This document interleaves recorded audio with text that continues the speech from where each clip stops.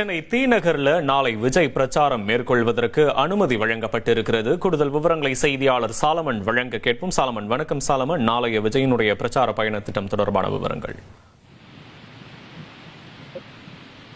தமிழக வெற்றி கழகத்தோட தலைவர் விஜய் தொடர்ச்சியாக தேர்தல் நெருங்கும் நேரத்துல இது போன்று பல்வேறு மாவட்டங்களுக்கு சென்று அவர் தனது பிரச்சார பயணத்தை மேற்கொண்டு வருகிறார்.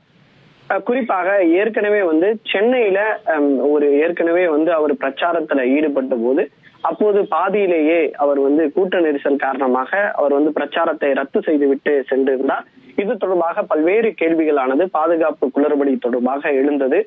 அதனை தொடர்ந்து அவர் பல்வேறு இடங்கள்ல அனுமதி கேட்டு அவர் பிரச்சாரத்திற்கு அனுமதி கேட்டு அவர் கடிதம் மாவட்ட செயலாளர் மூலமாக கடிதமானது கொடுக்கப்பட்டிருந்தது.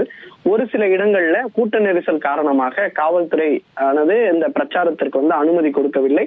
அதே போன்று அனுமதி கொடுக்கப்பட்டிருந்தாலும் சில மணி நேரமே தங்களுக்கு அனுமதி கொடுப்பதால அதனாலையும் பிரச்சாரமானது ரத்து செய்யப்பட்டு வந்தது.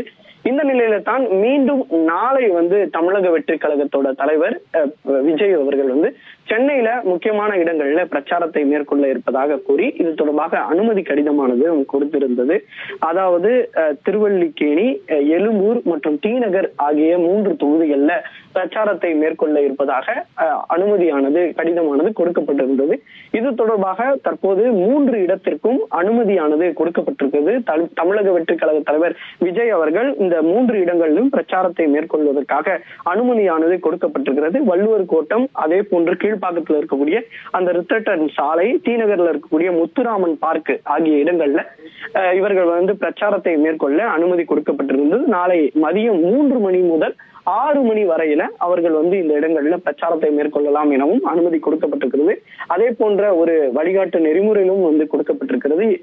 பிரச்சார வாகனத்திற்கு பின்னால் இருசக்கர வாகனத்துல யாரும் பின்தொடரக்கூடாது எனவும், குறிப்பிட்ட நேரத்துல முடித்துவிட்டு அதன் பின்னாடி அடுத்த இடத்திற்கு செல்ல வேண்டும் எனவும், குறிப்பிட்ட ஆட்கள் மட்டுமே அந்த பிரச்சாரத்திற்கு வர வேண்டும் எனவும், கூடுதலாக யாரும் வரக்கூடாது என்ற பல்வேறு உத்தரவுகளையும் கொடுத்து அதன் பின்னரும் அனுமதியானது தற்போது காவல்துறை தரப்புல எல்ஓசி ஆனது கொடுக்கப்பட்டு அதன் பின்னர் தேர்தல் அதிகாரி இதற்கு அனுமதி கொடுத்திருக்கிறார்.